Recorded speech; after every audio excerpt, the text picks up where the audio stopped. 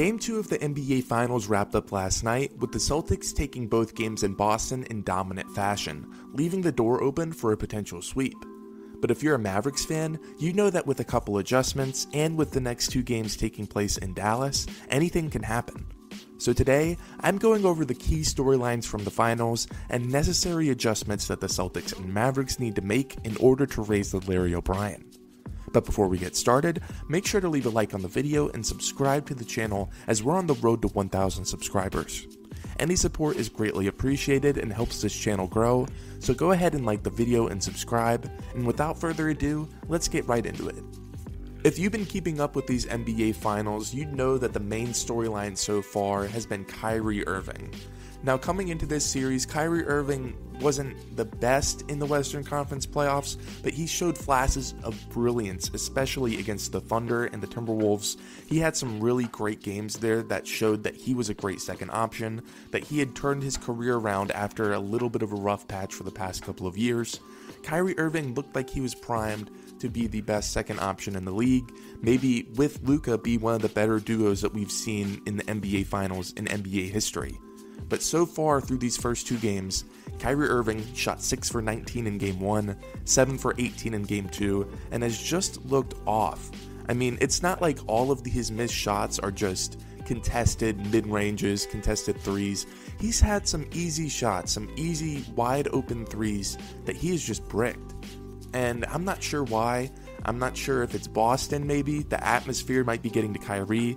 But overall, he just has not looked great, and in order for the order for the Mavericks to succeed, they're going to need Kyrie to pick it up. They're going to need him to play like he did in the regular season, play like he did in the past couple of rounds. Kyrie Irving is going to need to play better. And as a result of Kyrie's struggles, I think this is a point that I made in some of my previous videos and that other people have recognized throughout the year.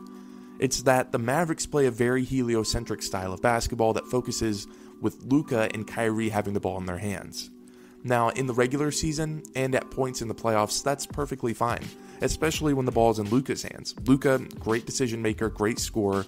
He can beat you in every way possible, and when he has the ball in his hands, that's when he's at his best. So I'm perfectly okay with Luka dominating the ball and dominating the game the way that he does. However, because when Luka's on the bench, or when Kyrie has the ball, and when he is the one that goes on those isolation scoring attempts, it's just not working so far. And that's something that the Mavericks offense hasn't really adjusted to. Because they've played this style of basketball for the entirety of the regular season and for most of the playoffs, the Mavericks offense, now that Kyrie is struggling, is also struggling on itself because they don't have that second scoring option. They don't have that guy that can go in the isolation, that can kick it out to the 3, that can make their shots. And as a result, all the role players for the Mavericks are really struggling. I mean, PJ Washington's, his box score actually looks really decent, but his overall impact on the game feels minimal. Like at times it feels like he's not even on the court offensively. And then you look at the big men, which was one of the focal points of the Mavericks offense, with the alley-oops, with the post dishing it off to the post.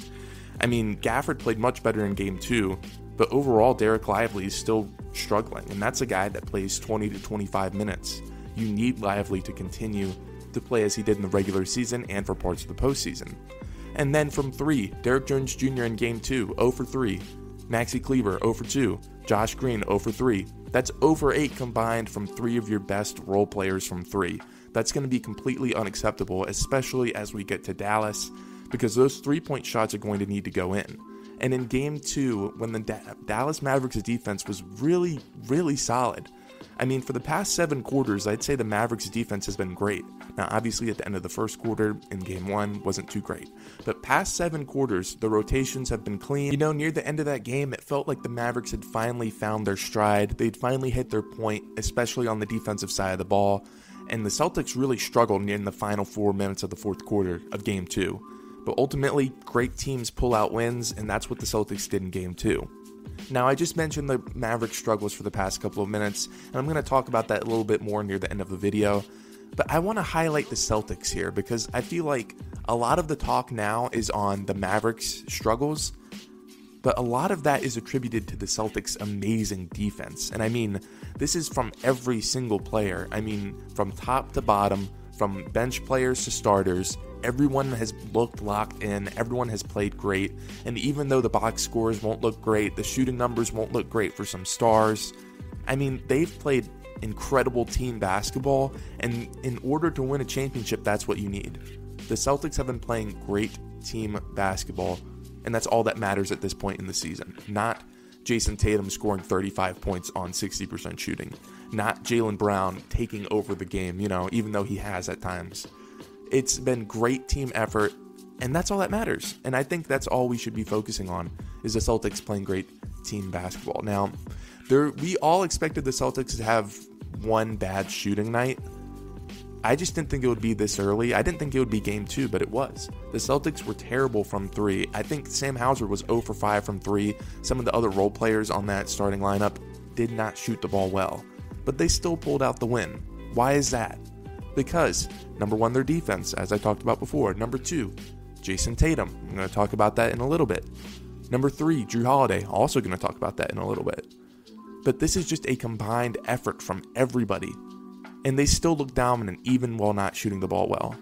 That's just incredible in my mind.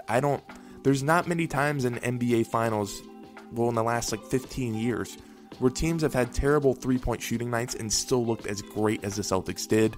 And that's just great roster construction from Brad Stevens and from that front office. It's incredible what they've been able to do throughout these entire playoffs and throughout this 2 finals games. It's great what they've done.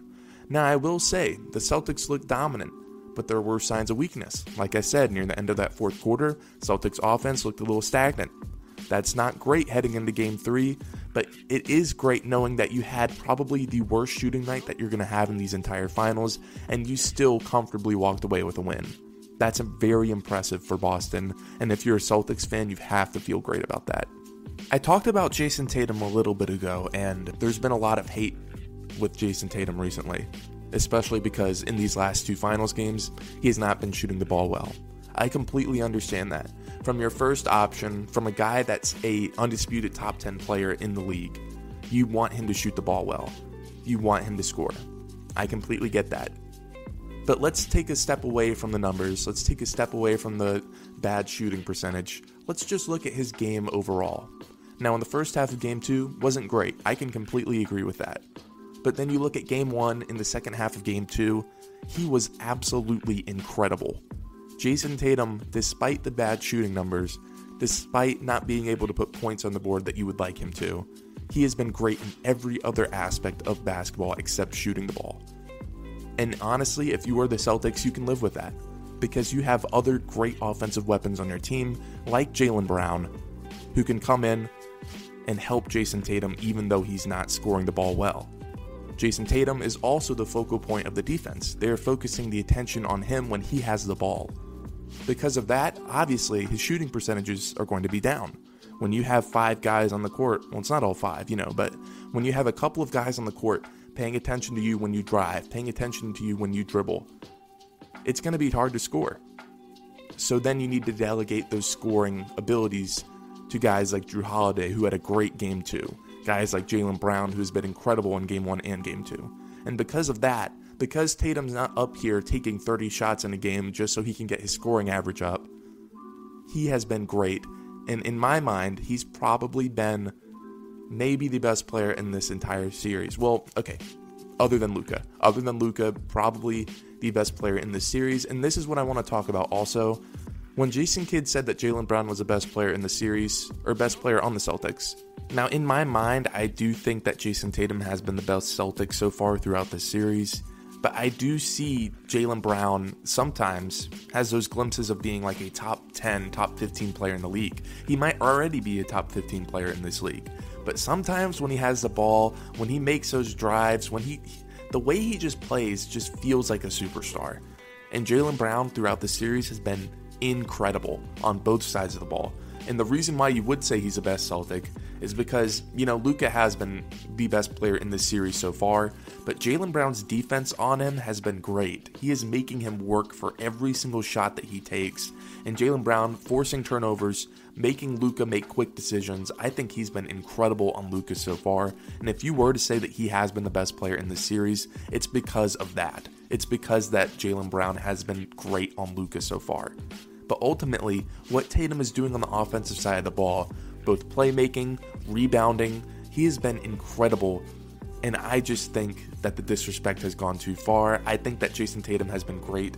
And ultimately, I think his efforts will be appreciated once we stop looking at the box scores and once we start actually looking at the game and seeing his contributions on the offensive side of the ball. The last thing that I want to talk about with the Celtics has to deal with Jrue Holiday. And again, I mentioned Jrue Holiday before, but he has been lights out this series. One of the reasons why Kyrie is struggling so much is because Jrue Holiday has been locked down on Kyrie Irving. He has been incredible this entire series on both ends of the floor, and I want to give him props by saying that Jrue Holiday might be one of the greatest role players / teammates ever. Because Jrue Holiday is not going to be one of those guys, he's not going to be the first or second option on your championship team. But as a third option, or even on this team as a fourth option, he has been lights out incredible on both ends of the floor, and I just want to give him some props because this Celtics team has been vastly different than last year, and it's because of Jrue Holiday and of course Kristaps Porzingis, but mainly in my mind Jrue Holiday, especially throughout these two finals games. He has been an impactful player on both ends of the floor. He's been a leader, a great veteran, and I just want to say that without Jrue Holiday, this Celtics team would not be where they are today. And one more thing before I head out, I want to talk about the Mavericks just really quickly. I think a lot of the talk heading into this little break that we have before Game 3, I think it's going to be about the Mavericks defense. I think for some reason people are going to not appreciate what they've been doing on that side of the ball, but I think it's pretty clear that that is not the problem. Even with a terrible first quarter in Game 1, even with some signs of weakness throughout Game 2, I think they've been really solid throughout the past couple quarters. I think they've been really good. I think the problem with the Mavericks is the offense. And I think that's what we need to be focusing on more, and I think that's what we will be focusing on more. Because Kyrie Irving obviously has not been great, but outside of Kyrie Irving, this is a championship-level team surrounded by Luka Doncic. And while Luka is not without his faults throughout these playoffs or throughout the series, he has been great. Putting up 30-point triple-doubles in both of the games, that is something that is expected, and he has been lights out throughout these playoffs, to the point where Boston needs to send all of their attention to him throughout the next couple games, especially knowing that nobody out there can beat him. It's just Luka Doncic. Luka Doncic is the only one that is beating the Celtics throughout this entire series, throughout the first couple games at least. And if Kyrie Irving is going to continue to struggle, focus all of your attention on Luka. Keep Tatum with the big men, make sure that those alley-oops and those open shots aren't there, and then the Mavericks offense is just done. The Mavericks don't have anything offensively that can even come close to matching the Celtics' offensive output. And this is where I challenge the Mavericks and Luka Doncic to be better. Now, of course, Luka has been great, as I said before, but the one thing that's hurting him and hurting his team is his turnovers. Now, I like that he said that in the press conference. I like that he said that. But he also needs to recognize this is not all on him. Of course, the turnovers have hurt. I believe the Celtics averaged 19.5 points per game off the turnovers in the past 2 games. That's completely unacceptable, especially when the Mavericks are only averaging, I think, 12.5 a game. That cannot happen. Mavericks need to cut down on the turnovers, of course, and I like that Luka took accountability for that. However, he is not the main problem on offense. He's the only one keeping them going, and in order for the Mavericks to get back to where we think they can be, and that's potentially challenging the Celtics for an NBA title, Kyrie needs to, of course, be better. If Kyrie can't be better, it's time for PJ to step up. It's time for all the role players to start hitting their shots, especially the wide open ones.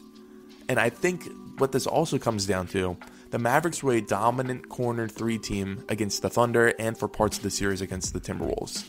And in the past couple of games, they've completely abandoned that, whether that be because Boston has been great defensively or because they're just not taking corner 3s. Take the easy shots. Take the corner 3s, get in the paint, take those shots in the paint. That's where the Mavericks need to focus on, getting the easy shots, getting the easy points. And you know that Luka's going to hit the tough shots. Kyrie will eventually hit those tough shots. I'm a believer that he will. And then the Mavericks offense will start to click. Hit the easy shots, allow the superstars to be able to get one-on-one matchups instead of getting focused on by the entire defense. And all of a sudden, this series could potentially be 2-2 going back to Boston.